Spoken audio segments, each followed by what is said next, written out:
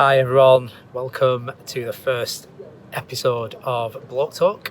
I'm pleased to say I've got one of the best people I could think of for the very first and inaugural episode. It's a good friend of mine called Lloyd Brown, a fellow native of Blackburn. On and off, I've known you for about 15 years, I think, maybe longer. And just thought we'd have a bit of a catch up and let Lloyd give a frank explanation of his mental health story, if that's okay. Yeah, that's fine. So, over to you, Lloyd. Okay. My mental health. I've had a lot of issues over the time. In regards to myself, I am a father with 5 children. My youngest child was a bit of a shock due to a few issues. When my youngest child came along, my wife had a bit of a mental breakdown due to some of the medical issues that arose from going through childbirth, which put a lot of strain on ourselves as a relationship. Obviously, my wife rejected the child, where I became pure carer for the 2 youngest children. The next child up is at the time was 2 years old. The other children were all grown up, all older children, and obviously my wife had these issues, and I became sole carer for the 2 youngest children, and obviously trying to support my family and support my wife through the journey she was going through mentally, put a lot of strain on myself. And what I found was that when a woman has a breakdown, you tend to find that there's loads of support out there. My wife had loads of counselling, baby bonding sessions, and every type of counselling you could possibly think of, it was there for her. And I cannot thank the NHS enough for the amount of support they gave her through that journey that she had. In regards to myself, I was offered nothing. I was never even asked how I was, how I felt, was I coping okay with everything. And at times, I really did struggle. I struggled a lot. And mentally, because I didn't know where I was, didn't know what I was doing, I had all these things going on in my head. And there was times I felt like giving up, really was. And you could say, did I contemplate suicide? There was odd times when it crossed my mind about, would it just be easier just not to be here? But then I thought, well, no, it's not what I'm here for. I'm here to support my family, and that's how I want to go with that. And it took a long time. My wife still struggles now. She's a lot better. She's fine. She's coping very, very well. Like everybody else, we have good and bad days. She has bad days mentally. I have good days mentally, highs and lows.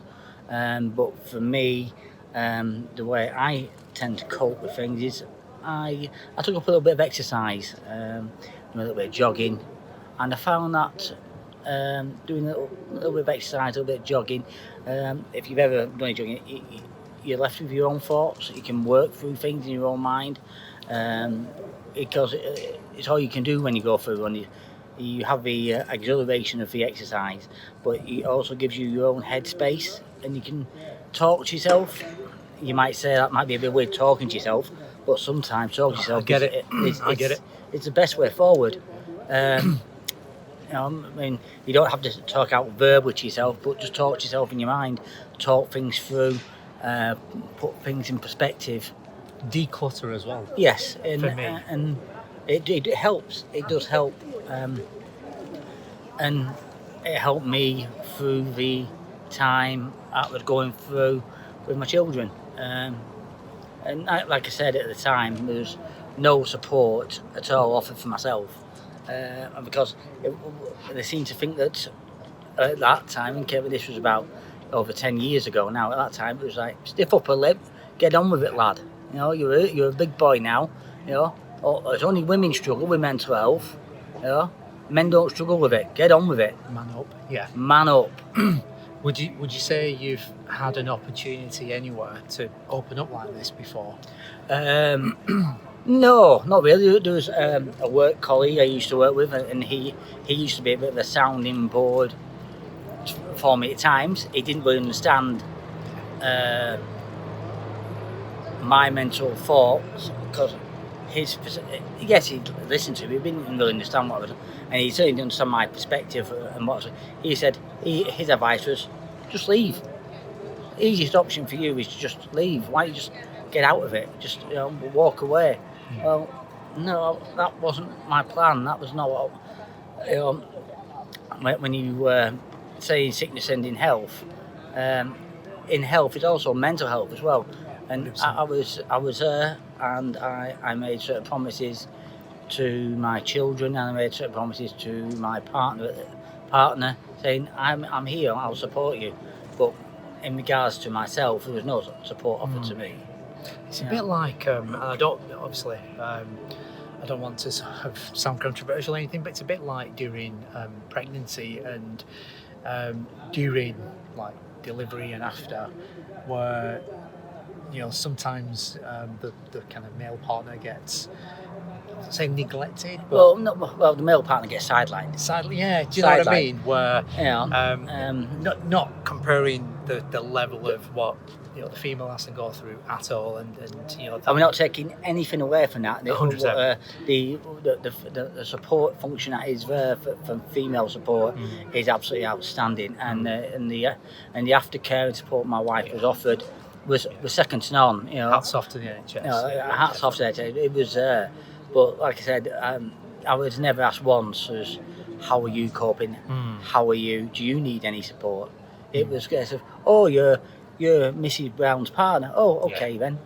And that was as far as it goes with you. Of course, it was. No one said to me, "We'd like to have a chat with you about things," and there's nothing like that. No support offered like that. I mean, I don't know if it's different now, and because we're a lot more open in regards to male mental health, and becoming a bit more wise to it. Yeah, no, definitely. I mean, from my perspective, and I really appreciate you being so open and frank. It takes a lot of guts to kind of come out with that. Just from my perspective, I've spoken to some blokes, and some of them have laughed. They've thought it's amusing. Then what you tend to do is you shut yourself up even more, and you suppress yourself even more, and obviously that doesn't help. But sometimes you just need someone to listen, and maybe not give you advice, but just listen. And I think that sometimes is all that's needed. I just use the word all loosely, but sometimes that's, as a first stage, that's what's kind of needed. And you're absolutely right. I don't think we have a mature enough environment or mechanism to cater for that at this moment in time, whether that's a societal issue or whatever. But they are becoming a lot more aware of mental health now. There's a lot more support out there than there was sort of 10 years ago. To be honest, I mean, 10 years ago, male mental health wasn't even a consideration. And in regards to any mental health issues, male or female, you have good and bad days. 100%. There's days where you feel great, and there's other days where you think, I just don't want to be here. I don't want to get out of bed. I just don't want to function today. I do not want to adult. I'm not being able to explain why sometimes. Why you're feeling that way. That's. I mean, especially now, as we're slowly coming out of the COVID problems, and obviously the isolation has highlighted so many breakdowns and mental issues across the board, male and female, and the effect loneliness has had on people. 100%, adults and children. Yes, and I'm quite privileged. I live in quite a large home, and there's plenty of space. If I was a family of 5 or 6 in a multi-storey flat with no outdoor space, I would dread to think what mental state I'd have been in as a family then. It was, the people who've gone through that hats off to them, because they deserve a real pat on the back for 100%. getting through that. No, 100% agree with that. Just to kind of wrap up, really appreciate that. Any kind of self-management techniques you've used? So you mentioned running. What would you know? And no two-person's journey is the same, and there's not a broad brush where you can just say this will fix all your problems. But just from a self-management perspective, what would you say has worked for you, or works for you in terms of mental health? For me, one of my was obviously just getting out and having a bit of time to myself, to getting my thoughts together. And sometimes it's just nice to have a talk, even just sit and talk to yourself in a corner. It just helps, just gets things into perspective. And if you can find somebody to confide in, and who's not going to shun you or laugh at you for sharing your emotions with them, if you can find that one person, if you can just keep hold of them and have a chat with them as much as you can. Other than that, reach out to the support functions that are available to you now. They are there. You just need to have a look and see what's available. But you're not alone. Yeah. Believe me, you're not alone. There are lots of support functions out there to help people, male and female. So, and the thing is, we're looking at male for health here, and there is help out there. You just need to have a look for it. And doesn't make you a lesser man at all if you need help. In fact, it makes you a wise man if you know you need help and you go and seek it. That's kind of my ethos. Absolutely. I totally agree with that. Fantastic. Really appreciate that, Lloyd. No problem. You're welcome. Thank you very much. Okay. And thank you for viewing. Thanks a lot. Take care. Bye.